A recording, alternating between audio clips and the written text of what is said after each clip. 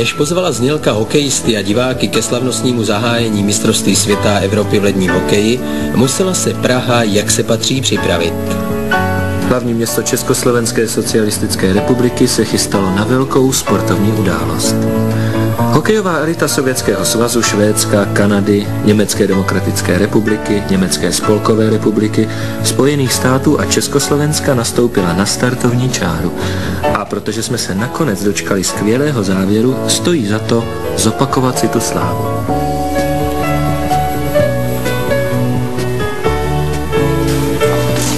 První, kdo se v Praze objevili, byli Kanaďané. Tisková konference s trenérem Carpenterem byla náležitě zvědavá. Přivezl jsem zatím 16 hráčů, čekám na další vývoj Stanleyova poháru, čekám na hráče týmu, které vypadnou v úvodu, konstatoval kanadský kouč. Mistři světa hokejisté Sovětského svazu přijeli do Prahy k obhajobě klidní, s jasnou perspektivou, sestavou i koncepcí. S jakým přáním přijíždíte? Přijeli jsme s přáním ukázat dobrou hru, ale se stejným přáním přijeli i ostatní. Všichni budou chtít v Praze stát. Bude to těžký a namáhavý šampionát a my chceme pokračovat ve výkonech z minulých mistrovství. Přijeli jste do Prahy zvítězit? Ano, my jsme přijeli jenom zvítězit. Švédové přiletěli s obrovskou náladou. Trenér Leif Borg, poučen 2 předchozími tréninkovými utkáními v Praze a Pardubicích, na letišti řekl: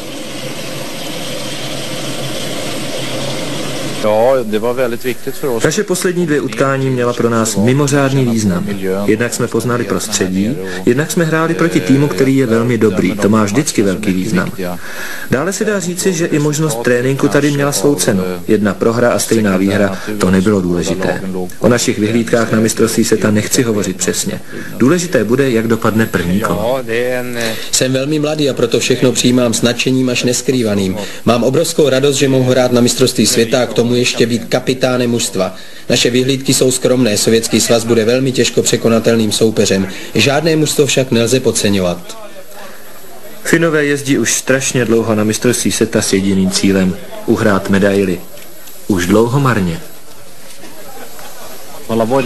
Začínáme s vámi, proč ne? Letos jsme vás přece už 2krát porazili. Proč to neskusit po třetí? Máme tu dost silný tým.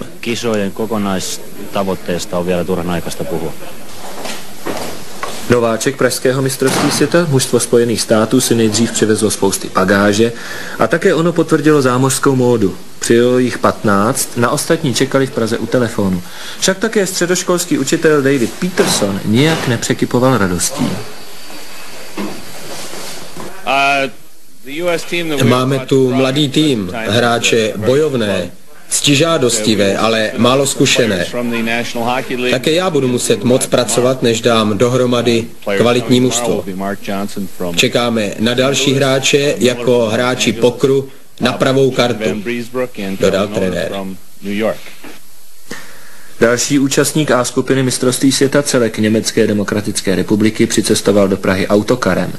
A trenér ze země s nejnižší hokejovou základnou byl střízlivý.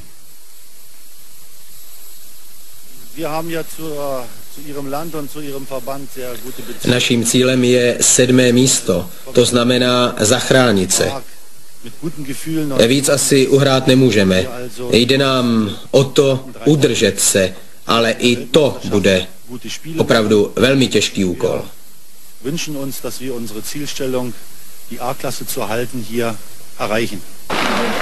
Mužstvo Německé spolkové republiky si přivezlo ze své ligy nekonečnou řadu boulí a modřin. Chceme skončit 5. Byl by to pro naše mladé mužstvo úspěch. Spoléháme na morálku mužstva, oporou by měl být brankář.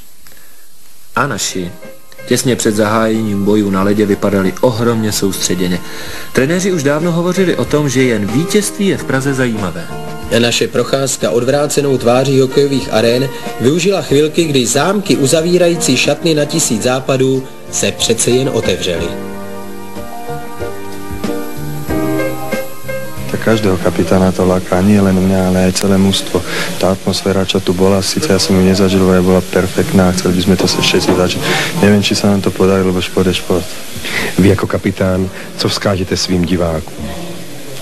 Tak v prvom rade by som si prijal, aby nás čo najviac pozbudzovali aj v tých kritických chvíľach a verili nám, že to, čo sme si dali za cieľ, chceme v prvom rade splniť a ich potešiť. Sportovní hala v pražském parku kultury a oddechu se opět stala hokejovým středem světa. Mistrovství světa a Evropy v ledním hokeji se navíc v roce 1985 hrálo v době, kdy vrcholily oslavy 40. výročí vítězství Sovětského svazu nad fašismem. K hezkému dojmu přispěla i nová hala, která v době šampionátu sloužila jako tréninková. Byla příjemná ze všech světových stran.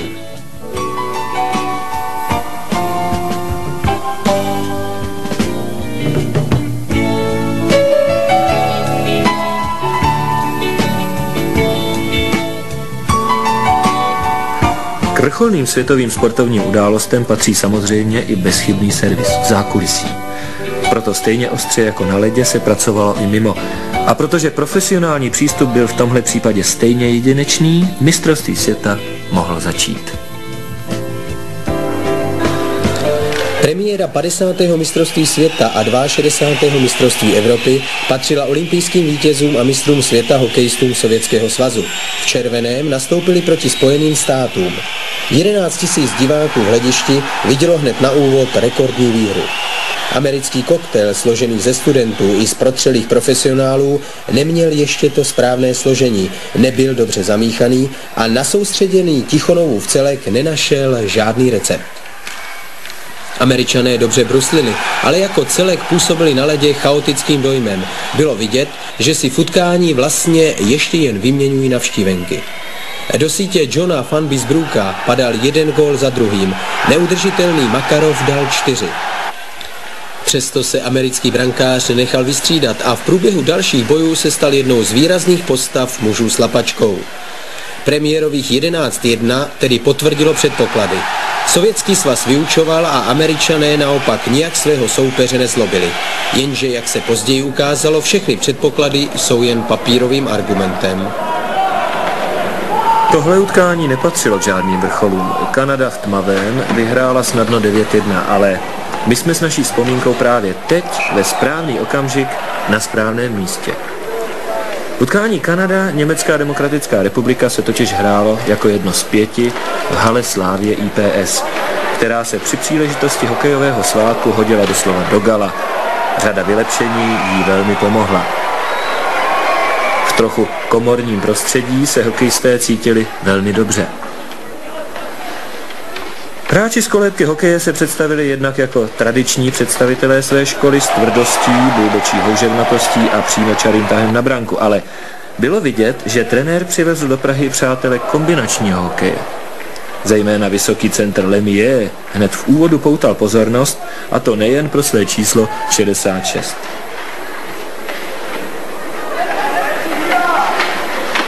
Hráči NDR s vynikajícím Bílkem v brance dělali, co mohli, ale zázrak se nekonal. Z přihrání hráče číslo 4, Mediárka.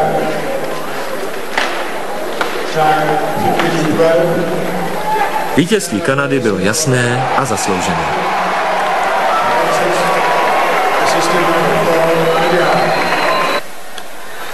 Na to, s jakými problémy vstupovali naši reprezentanti do šampionátu, si každý ještě živě pamatuje. Řada zranění a nemocí spolu s marným hledáním formy a sebedůvěry, to všechno rylo do čel trenérů jednu vrásku za druhou. Jenže když nastoupili proti Finsku, byl to hokejový koncert. Uragan zahájil už v první minutě Petr Rosol.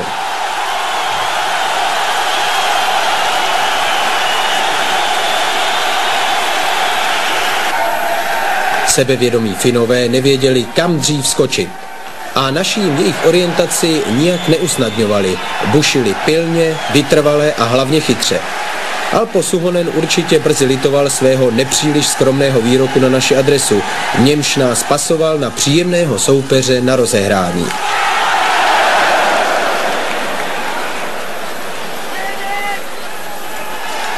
V 11. minutě zvýšil Lukáč na 2:0 a v hale bylo náramně. Finové změnili taktiku a zkusili to ostře. Místo na led však směřovali na lavici trestoměřičů. Lišák Růžička však trestal tvrději než rozhodčí. Společně s Rosolem a Richterem na křídlech hráli přesilovky a byla to píseň písní.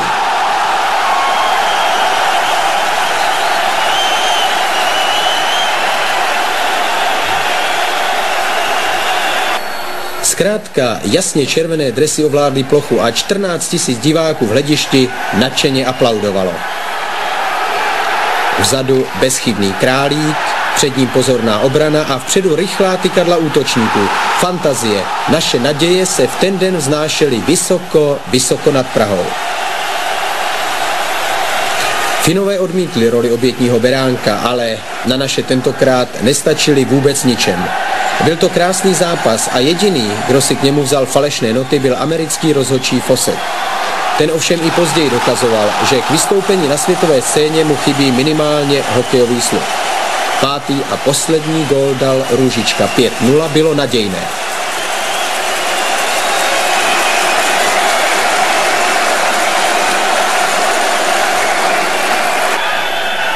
S hlavou v oblacích přicházeli mnozí diváci na naše druhé střetnutí. Proti našim výlem nastoupil celek Německé demokratické republiky, který ovšem všechny vysokozdvižné představy vrátil rychle na zem. Nebyla to procházka, tím spíš, že se ve druhé třetině zranil Rosol a tak trenéři museli dál improvizovat. Až Jaroslav Benák ukončil po více než 20 minutách dlouhé čekání na gól a prostřelil famózního Bílkého. Soupeř, kterého v přípravě porážíme, se v tomhle utkání překonával. Hrál nesmírně, disciplínovaně a snaživě. Kondice a sil mají naši sousedé na rozdávání. Proti nám stačili ještě bruslit a tak se skórem náš prospěch nijak výrazně neměnilo. Naopak naskakovalo velmi zvolna a složitě.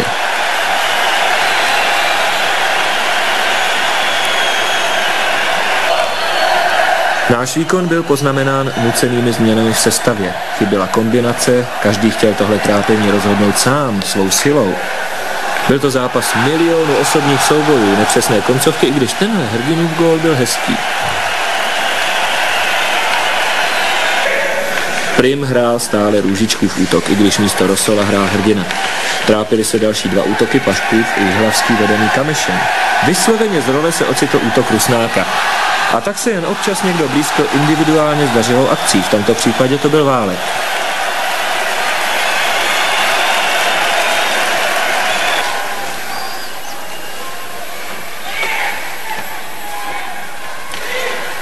Po 110 minutách a 31 sekundě přišel Králík a celý náš tým o čisté konto. Gól do naší sítě střelil Fengler. Ale jinak se potvrdilo, že naše brankářská jednička bude opět na mistrovství oporou.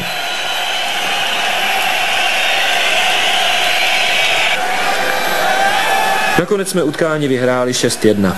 Trenér Bukač pak pochválil soupeře za precizní obranu a řekl, že to byl těžký zápas.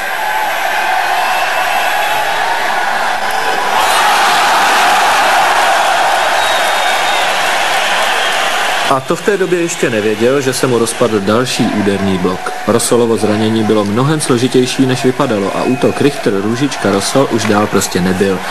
Osu se s námi nemazdil, před námi byl další nepříjemný soupeř, Německá spolková republika. NSDR se nepovedl zápas s Kanadou a teďka počítáme s tím, že se proti nám vyšponují, že se budou snažit uhrát co nejlepší výsledek. Bod je pro ně úspěchem. A pro nás? My jsme doma, my musíme zvítězit, pokud chceme jít na titul.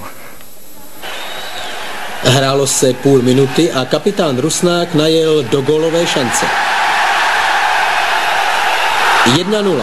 Akce první gól skončila na 39. sekundě. Ale mužstvo Německé spolkové republiky to nijak neotrávilo a najednou se halou procházely vzpomínky na porážku z Helsinek či infarktový duel v Mnichově v roce 83. Jejich promenádu naštěstí pozastavil Lála, dal druhý, velmi pohotový gól. I ten dokázal, že na našich holích bylo přece jen více střelecké jistoty, která naopak hodně chyběla právě Unzinovým svěřencům. A to nejen v utkání s námi, ale po celé mistrovství. Ve vyrovnaném utkání pak přidal Válek třetí gól.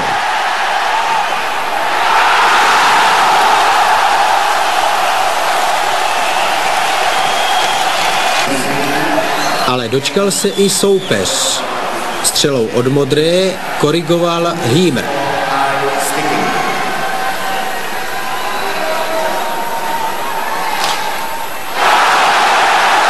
I tohle utkání potvrdilo, že šampionát je boj o body, že hokejová krása přichází na řadu až jako druhá.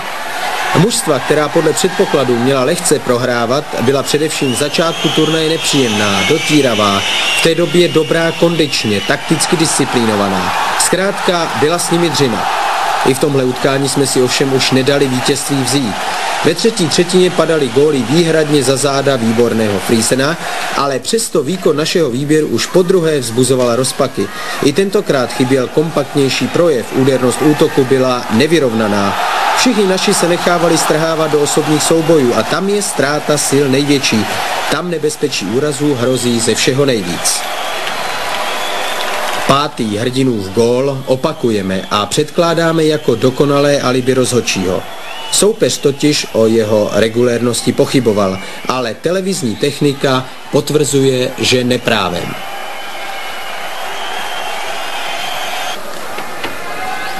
Když pak Liba v trochu groteskní situaci za Kyslínkova přispění pečetil na konečných 6-1, všichni jsme si oddechli. Poprvé od Göteborgu 1981 porážíme zase na mistrovství světa Německou spolkovou republiku. Pokles výkonnosti našeho mužstva pokračoval v utkání se Spojenými státy. Zámořští svěřenci Davea Petersona po úvodním demaklu od Sovětského svazu naopak usedli do zdviže a jeli hezky nahoru. Porazili Švédy, Kanadu a nám dal Otto už ve 2. minutě gól. Hráči Spojených států znovu dokázali, jak obrovskou výbavou je pro moderního hokejistu bruslení. Když k němu přidali aktivní pružnou obranu, skvělého broučka Van Bisbrouka v brance a bleskový protiútok, vznikl z nich tým, který dlouho proháněl pražské favority. Z našich se málo kdo dokázal vyrovnat s jejich vosím bodáním. Jedině jihlavský tank Válek byl proti tomu všemu odolný. Silou vůle propasíroval puk do Van Bisbroukovy branky. A začalo se blízkat na lepší časy.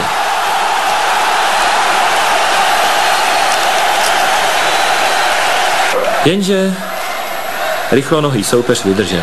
Šikovnou aktivitou se dostával do útočné třetiny a ještě 2krát byl před Králíkem k neudržení.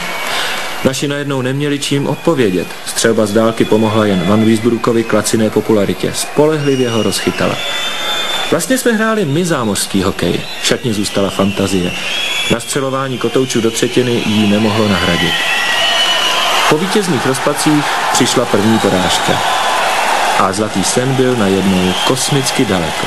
Tím spíš, že po každém utkání nastupoval lékař naší výpravy, doktor Trefný, prodloužené směny. Zranění, nemoci, to vše si vyžadovalo doslova údernické nasazení.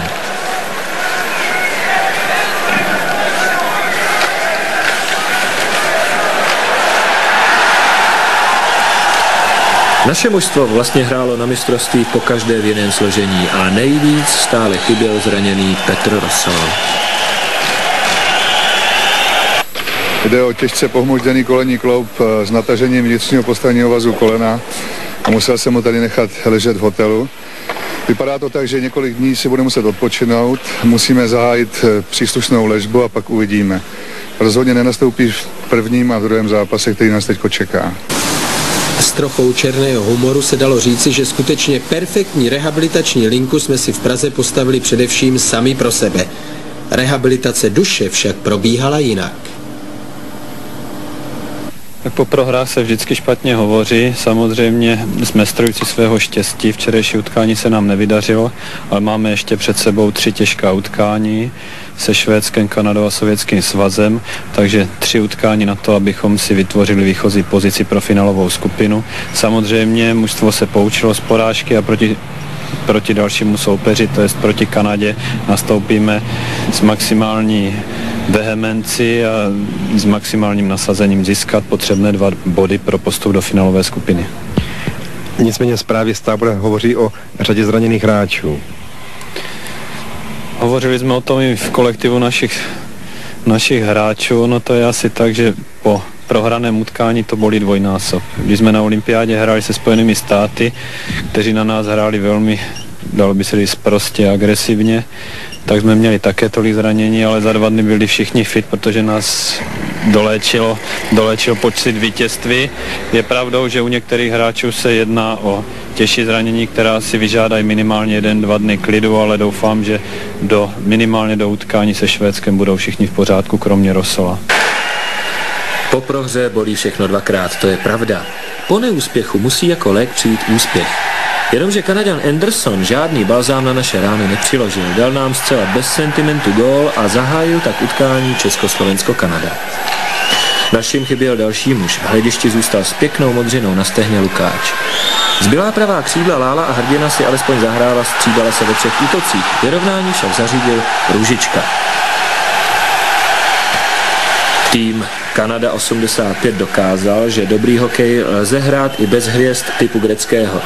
Ze zámoří přijel velmi silný soubor s nezvykle kolektivním herním pojetím, plný ambicí dokázat Evropě, že i bez hvězd má kolébka hokeje na šampionátu co říci. 1-2 Halvard.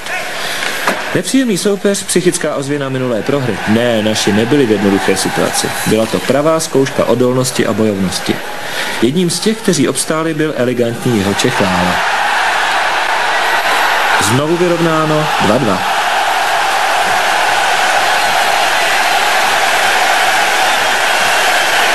Druhá třetina, druhý díl seriálu o neúprosném trestání chyb. V okamžiku, kdy naše obrana byla mimo domeček, Kanaďané udeřili.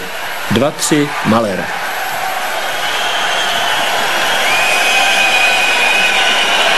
Naši bojovali.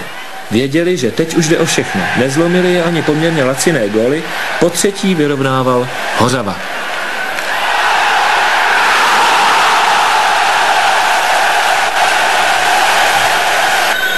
A třetí třetina. 40 minut měli všichni za sebou a začínalo se znovu prsa na prsa.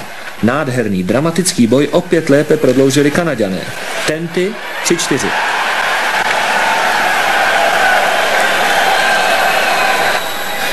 Nakonec přece jen bojovnost získala bod. Vyrovnal Pašek.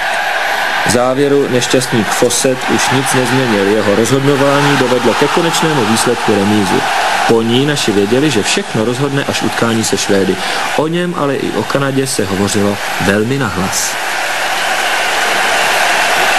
No tak dá se říct, že jsme uhráli bod, protože jsme 4krát prohrávali. 4krát jsme vyrovnali. Máme obrovskou smůlu. Hořava nastřelil tyčku. Měli jsme šanci Láďa Růžičku, Jirku Hrdinu jeli 2-1.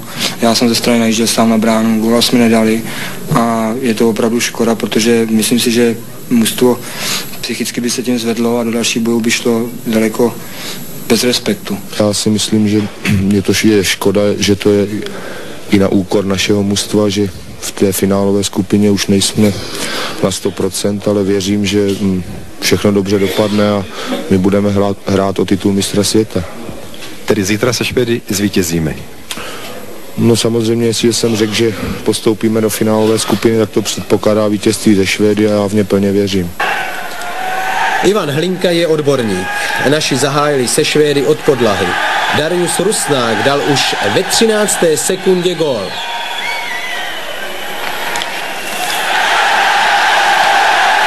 Nejrychlejší gól šampionátu dostal řadu dalších označení. Buďme dnes skromní a řekněme, byl milý. Pak po nejrychlejším vyloučení ve 39. sekundě byl mimo hru poslán Nilsson, přišel trest. Po 7 sekundách skoroval Hořava. Tenhle úvod by asi porazil jinačí borce, než byl už takhle předchozími neúspěchy nalomený soubor trenéra Borga. Reprezentanti Trekronor už pak utkání dohráli v hlubokém útlumu.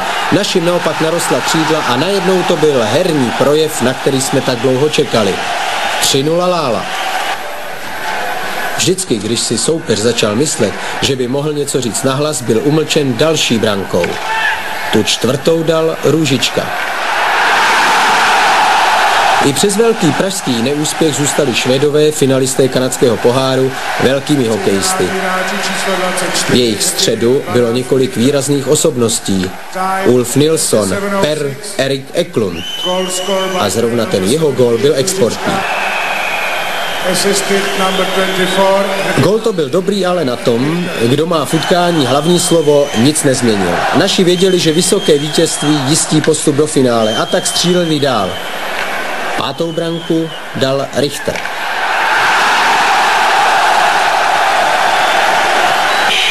Švédská přesilovka končí druhou třetinu a v ní Eldebrink snižuje na 2:5.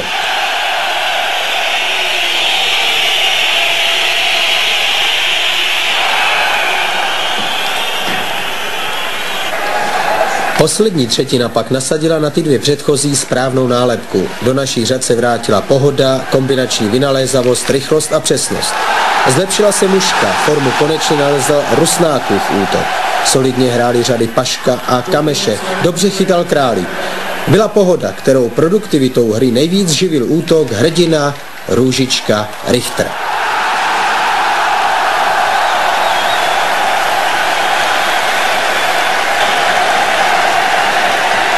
Tak myslím si, že jak v soukromí, tak i na ledě jsme všichni tři velmi dobrými kamarády a že z toho tedy vychází ta pohoda i na ledě, kdy si umíme všichni tři dobře vyhovět. Byli jsme všichni tři rádi, že nám vyšly přesilové hry, které jsme na trénincích dost dlouho nacvičovali. V tom našem útoku hrajou dva technický hráči a jeden jako velký bojovník Jirka Hrdina, který když má naražený žebra, tak tam bojuje, vepředu vybojuje nám ty puky a my s Pavlem to tam si hodíme ten puk, no a dáváme ty góly, no. No, konečně nám to vyšlo, ta herní pohoda se dá říct, že už byla i v těch zápasech předtím, akorát jsme nedali branky a snad ta herní pohoda bude i v těch dalších zápasech. Máme několik zraněných hráčů, chtěli bychom, abychom teda mužstvo na finálovou skupinu mohli dokonale připravit. Chtěli bychom také, aby se nám rozehrála naše čtvrtá útočná řada mladíků. Zítra hrajeme ještě utkání se Sovětským svazem, všem základní skupina už je rozhodnutá. Přesto bereme to utkání se Sovětským svazem velice vážně, ale jako základ pro finálovou skupinu.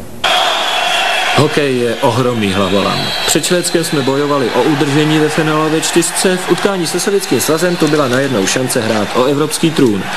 Lála jí v úvodu závěrečného duelu ještě přiživil vedoucím gólem.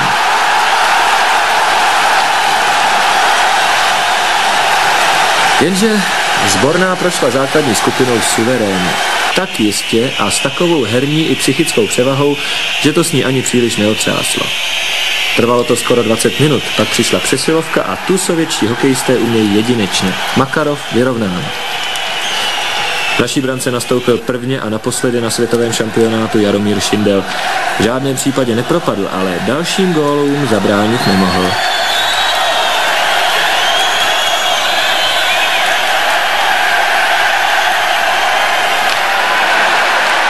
Jedna, dva, Bykov.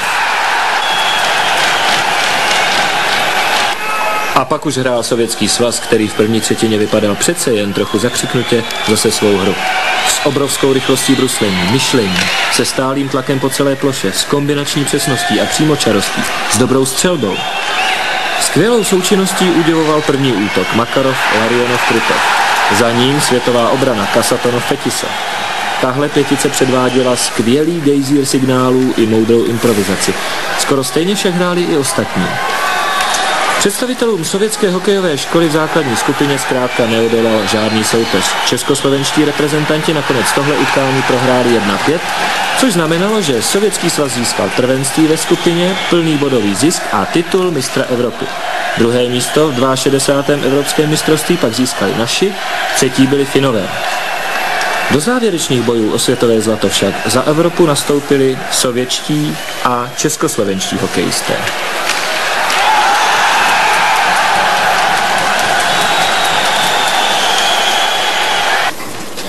Počítač to s určením dalších dvou neměl nijak složité. Finálovou skupinu společně s dvěma špičkovými evropskými celky dále tvořily Spojené státy a Kanada.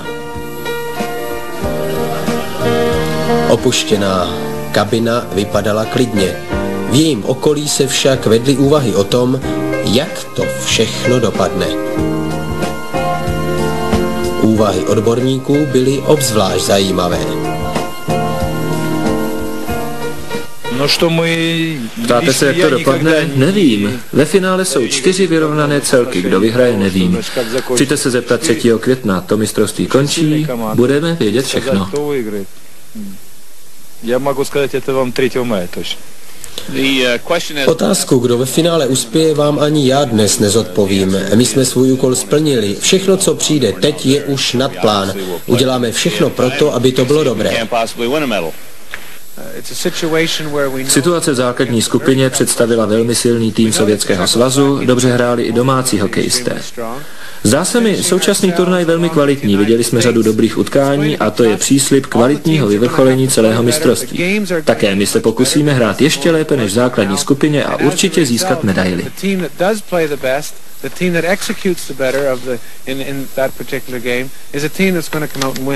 V finále se prozatím těžko tipuje, bude záležet i na okamžitém zdravotním stavu jednotlivých družstev a hráčů. My začínáme opět se Sovětským svazem, ten start je pro nás dost důležitý a věříme, že hráči udělají všechno pro to, i my vedení, abychom tou celkovou finálovou skupinu zvládli. Slova, slova, slova, řekl klasik. Pár desítek hodin po jasné porážce nastoupili naši znovu proti mistru Evropy a obrovská chyba Myškina začala neuvěřitelný obrat. Růžičkův gól do prázdné branky hovoří o štěstí našeho střelce, ale to do každé hry patří. Naši nastoupili s Králíkem v brance a s dokonalou taktikou. Nejlepší řadou byl tentokrát Paškův útok s Lálou a Šejbou na křídle. Nejprve pokryli Larionovovu řadu a pak se drzý Šejba protlačil před Myškina a Pašek dorážel. 2-0 po první třetině a jedna velká otázka. Vydržíme? Byl to strhující boj, naši skvěle takticky připravení, výborně vedení trenéry Bukačem a Neveselým, důsledně hráli svou hru. Vynikající soupeř dokázal pouze jednou skórovat, snížil Chomutovem. Byl to zápas, který posunul tuto nádhernou hru zase o kus dál. Se sbornou vedenou Viktorem Tichonovem jsme hráli na vrcholných světových setkáních 12krát. K jedinému vítězství z roku 1978 právě z pražského ledu jsme tedy přidali další. Posledních pár sekund v nich neobvyklý jev powerplay našich hostů a pak už nekonečná radost. Nejlepšími hráči skvělého hokeje byli vyhlášeni Bykov a Pašek, ale potlesk haly si zasloužil každý, kdo v tomhle utkání hrál. 2-1 bylo základním kamenem pozdějšího zlatého triumfu. Samozřejmě, že proti sovětskému celku je vždycky potřeba udržet prvních 5 až 8 minut, kdy mají největší nápor a hlavně nesmíme být v té době vyloučení, protože v utkáních, kdy je vyrovnaný stav, se chytají většinou přesilovkami a řekl bych, že dnes velmi dobře pískal rozhodčí Kompala z NSR a chtěl bych poděkovat celému mužstvu za disciplinovaný výkon. Po hokeji v evropském balení se do haly nastěhoval zámořský. Kanada i Spojené státy se dostali na dohmat historickému úspěchu. Předvedli utkání plné síly, rychlosti, osobních soubojů a výborných výkonů brankářů. Lépe se dařilo Kanaďanům. Anderson dal vedoucí gól. Američané, kteří tak překvapili postupem do finálové skupiny, v závěru šampionátu začali ztrácet sílu, přesto ještě dokázali vyrovnat Grenatem. Pak už ale dominoval přece jen kvalitnější, hokejovější, kolektivnější výběr kanadského trenéra Carpentera. Konstruktivní linie a po něm Lidster vlastně rozhodli o jejich vítězství. Zajímavostí utkání bylo, že se oba soupeři určitě v rámci zámořské kolegiality dohodli na řízení Američana Fosseta, který byl předtím komisí rozhodčích zproštěn vedení pro slabé výkony. Tečkou za tímto průměrným hokejem, který nicméně otevřel Kanadě šanci hrát o zlato, byl gól amerického kapitána Menty. Kanada vyhrála 3-2.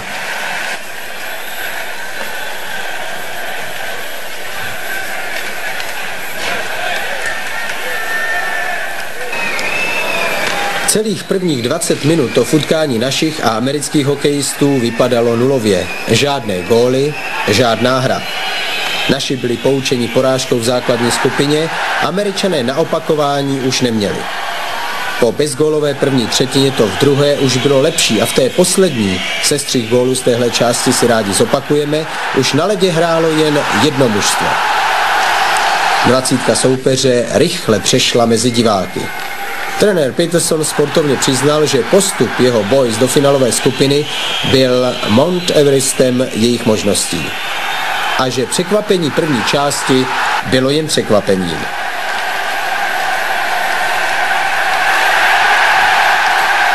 Ve hře našeho mužstva po výhře nad Sovětským svazem zavládla pohoda. A když je pohoda, daří se všechno a je dobře.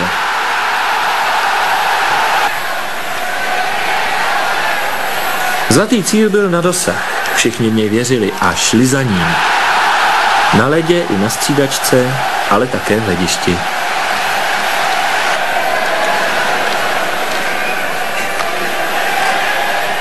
Lála s Růžičkou závodili, dávali gól za gólem. Psychická pohoda odplavila únavu fyzickou, které tvrdě zkoušený tým nazbíral určitě dost.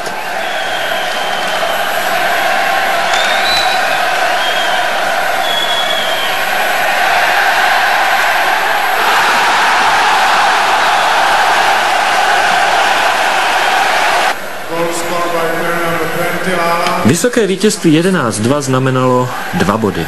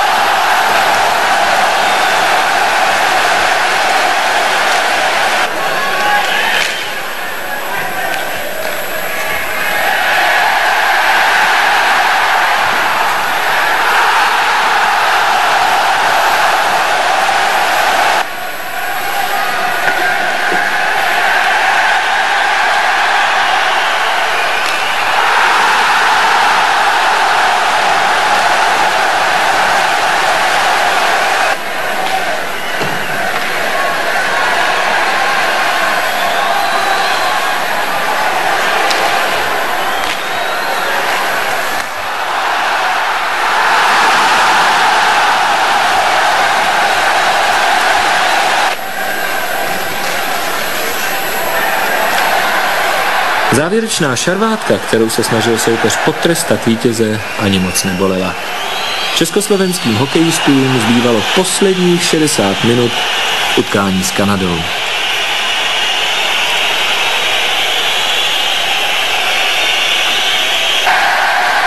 S tou Kanadou, která po našem rozbruslení s Amerikou nastupovala do utkání se Sovětským svazem.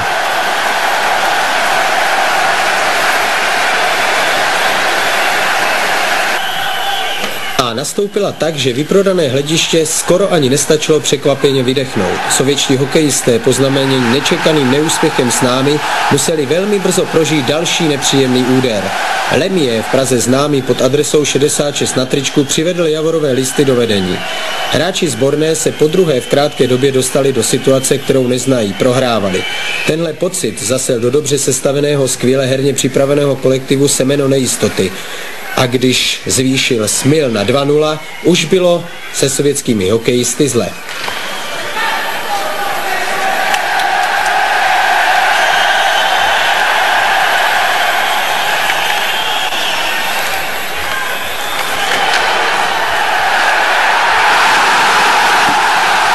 Kanaďané bojovali, obrovské obětování se hře ještě víc nervozňovalo mistry světa a ti dělali nevídané chyby.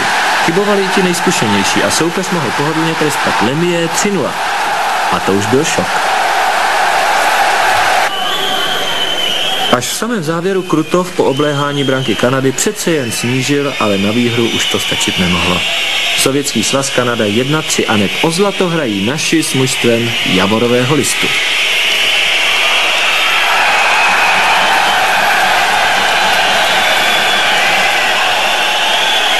My jsme v počátku turnaje věděli, že každá minuta tak obtížné soutěže bude velmi důležitá, ale teď, když stojíme před závěrečným cílem, tak vidíme, že těch posledních 60 minut bude těch nejdůležitějších a bude rozhodujících pro to, jestli budeme šťastní nebo zklamáni. My dnes můžeme říct, že jsme spokojeni, ale přesto po zítřejším utkání bychom mohli být zklamáni a proto bych za všechny hráče chtěl říct, že těch posledních 60 minut budou hrát tak, aby ta poslední 60. minuta byla ta nejšťastnější v jejich hokejové kariéře. Tohle utkání není možné zapomenout. Naši v bílém, soupeř v červeném. Hala ve svátečním. Všechno bylo naladěné na správnou notu.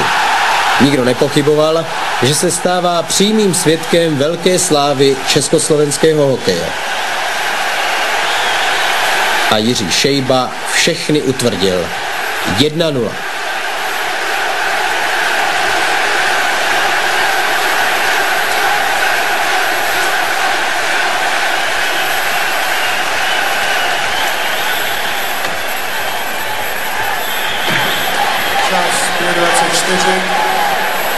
Kanada měla být na kolenou.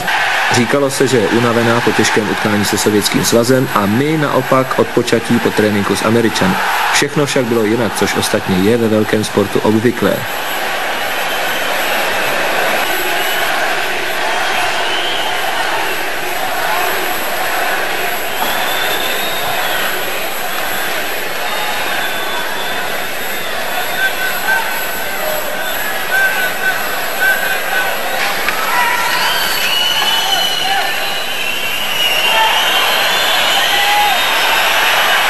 Vyrovnáno Eiserman. Střelec gólu je další z kanadských hráčů, kteří v Praze vyvrátili výroky svého trenéra o bezhvězdné sestavě. Eiserman, Lemieux, to budou hráči velké světové úrovně.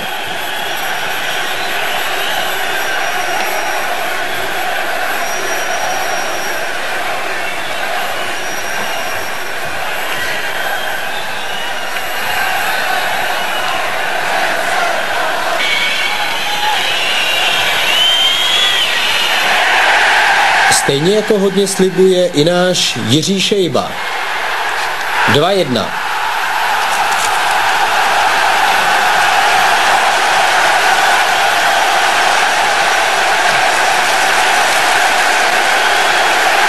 Finále mělo úroveň takovou, jako všichni očekávali. Určitě nechybělo napětí, dramatičnost a bojovnost. 22:41, druhou minutu Československa dá hráč číslo 28, Šejba, s přihrání hráče číslo 20, Háli. Time 22:41. Ale vyhráno ještě zdaleka nebylo. Wife 2-2.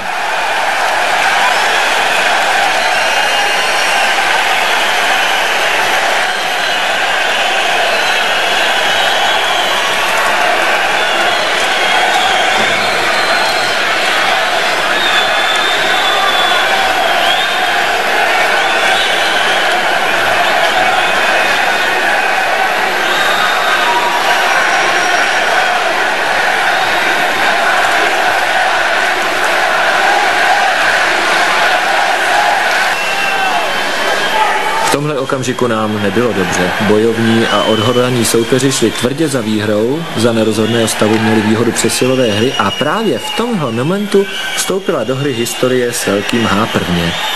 Podívejte na Šejbův kousek a uznejte, že to je opravdu věc do archivu.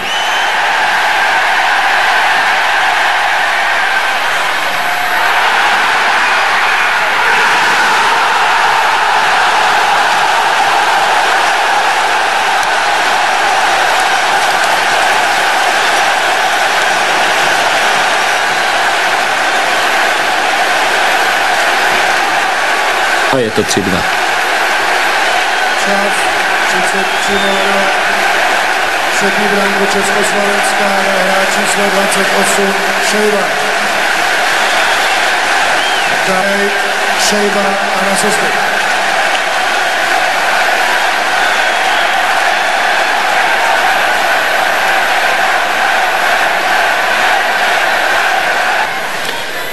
To už bylo fajn, to už jsme všichni věřili, že teď už to nemůže dopadnout zle. Tím spíš, když Rusnák kapitánsky jistil. 4-2. To už bylo v hale veselo. Doma u televizorů se chystaly oslavy. Československá socialistická republika se chystala k triumfu.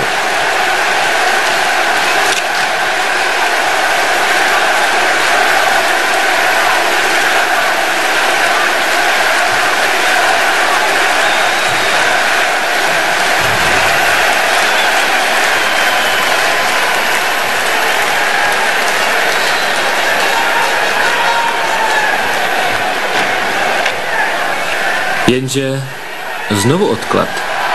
Znovu dramatická zápletka. Stevens snížil na 3-4.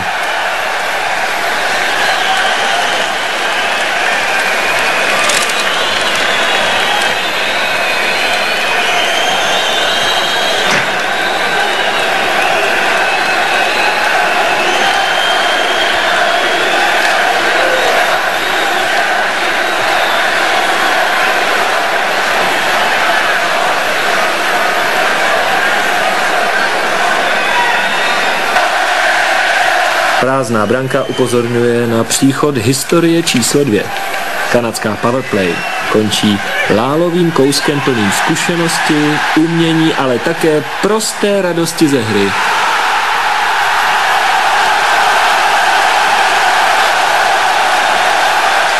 Té radosti, kterou si střelec jel odtančit ke spoluhráči, který hokejové zlato z Prahy chytal doslova do rukou. Dívejte se na radost a přiznejte, že to je vstup historie třetí a nejdůležitější. Československo je mistrem světa v ledním hokeji.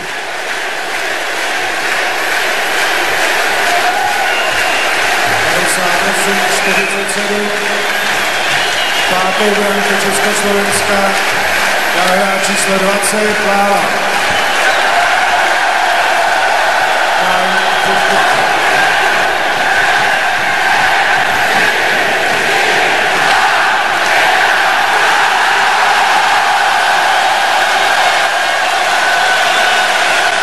Utkání skončilo vítězství mistra Československa 5-3, po třetinách 1-0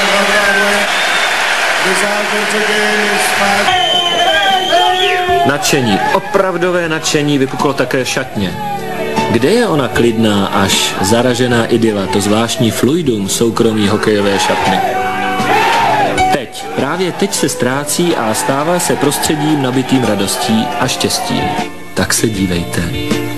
Přihlížejte návštěvě předsedy federální vlády Lubomíra Štrougala i gratulaci velkého poraženého, trenéra sovětské sborné Viktora Tichonova.